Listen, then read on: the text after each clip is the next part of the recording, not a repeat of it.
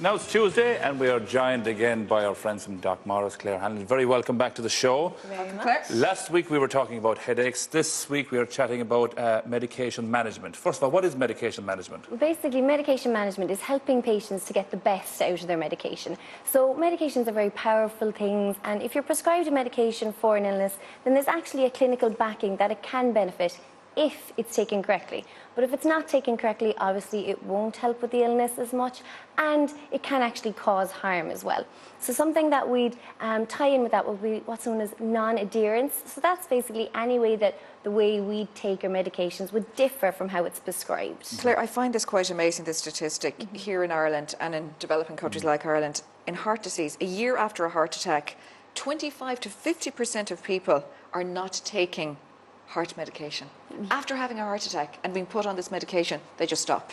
Yeah, and there's actually quite a significant amount of damage done by that. And I'd have a lot of patients come in to me and they'd be saying, you know, oh, I felt like my blood pressure is fine, or my doctor said my blood pressure is actually well, so I'd stop taking my medication. But these medications, you can't actually feel them working. Yeah. The only thing that they're doing is stopping you have a heart attack. So if you don't take them correctly, say for example cholesterol medications or your blood pressure medications, then you have a much higher risk of having a heart attack, going back into hospital, and even of death as well. Yeah. And who needs help with medication management?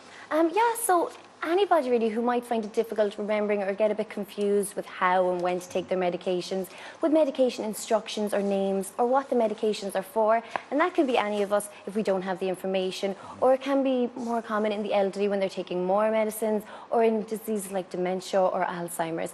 Also people who might have a lot of medications in different areas in the house, or who might take more than 5 medications, which is known as polypharmacy, and about a fifth of people over the age of 50 would actually have more than 5 medications. That is actually true, because I mean, if you have somebody that's maybe had a stroke or a heart attack, I mean, they could have been on cholesterol tablets, blood thinners, various, easily add up to 5. Now, you've got some paraphernalia there in front of you. Let's start first with that basic tablet box. Yeah, so a lot of people maybe, just even in general, they might find it difficult to open the child-resistant caps, and I know it is actually like sometimes like Fort Knox getting into them.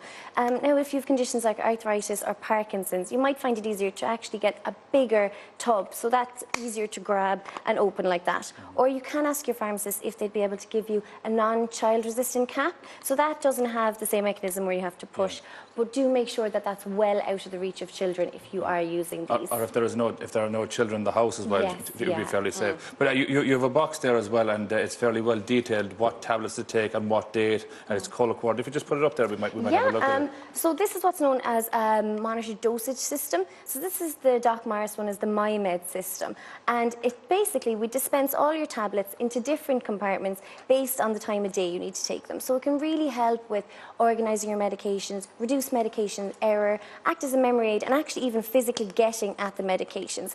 Now, a lot of pharmacies will have them, but our one is the only one that's actually made with recommendations from the Carers Association, Age Action Ireland, and Comfort Keepers Home Care. So like the red and white patterns, the easy to read symbols. And hold it up there, Claire, just so we can pick it up on that camera. So really, to be honest about things, you have certain highlights and certain little pictures even for nighttime, so you know when to take them. Do you put the medication in that for the patient if they wish? Yes, we will. Yeah. So ask your pharmacist, pop into DocMorris, and we'll set out, we have a little chart, and we'll make sure that the right tablets are to put in the morning and then in the evening. Then you can easily just pop them open, and we have a little device called a pill wizard, and that slots directly in there. You can tip them out and then take them away nice and easily. Because even outside elderly people and stuff like that, even if a young person in the fit of your health, you'd forget what to take. Yeah, you think you may have taken it earlier on. Yeah, exactly. And what we would recommend is get the information. So the key to medication management is actually having the information. So there'd be a couple of things we'd always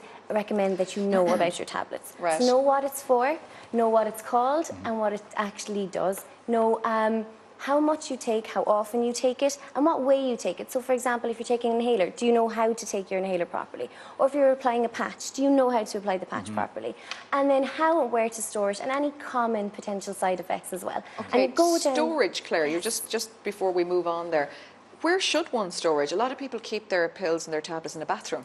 Yes, and I'd hear that a lot in their bathroom cabinet or in the kitchen, and those are actually the worst possible places that we can keep them because it's warm and it can get moist. So you need a dark, dry, room temperature, so cool cabinet that will stay under 25 degrees. And this is because it can actually change the medications itself if it's hot or if it's moist as well. Claire, we were talking about, say, heart medicine before as well, but say if we just move on to antibiotics, which a lot of people will be familiar with, and say it's just back to the point you're making, and one of the most important points maybe today is that, say, if the doctor puts you on a course of antibiotics for 3 weeks, right? After 2 weeks, now I've done this myself, and lots of people have done it, after 2 weeks you start feeling fine, and all of a sudden you say, actually, I won't bother taking them. Yeah. That's not a good thing to do. That's a big no-no. But basically, so if you start to feel better, you stop taking it. The bacteria that was actually causing the infection is not completely destroyed. So that more resistant bacteria can multiply and then make it actually more difficult to treat that infection. So that means that you might need longer courses of antibiotics or stronger antibiotics. So the more that we actually use our antibiotics incorrectly, the less effective they are for everybody. So if you don't do it properly the first time, or you're going to have to come back, then it's going to cost you more money as well. And also you shouldn't be taking so many antibiotics either. You know what I mean? Like you should just take your course and be done instead of halfway, because you might have to start another course.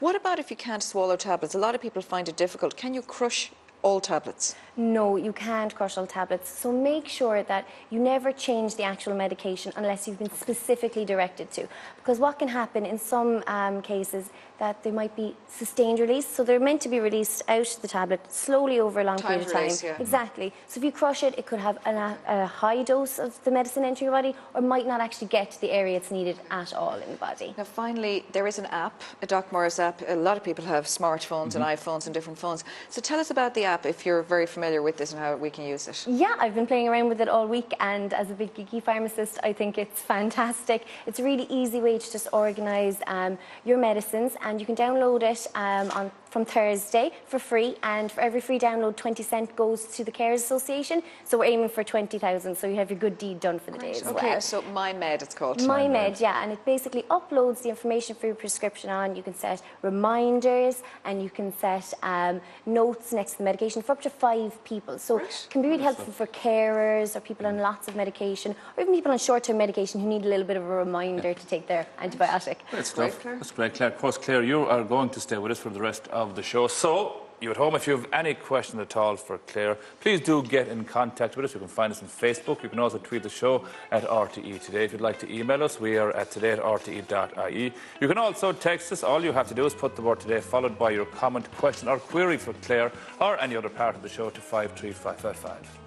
Now, still to come today, Paula Mead joins us to talk about the top 5 tips for a healthy, happy child at Easter. But now it is 5 o'clock and time to go off to the RTE newsroom.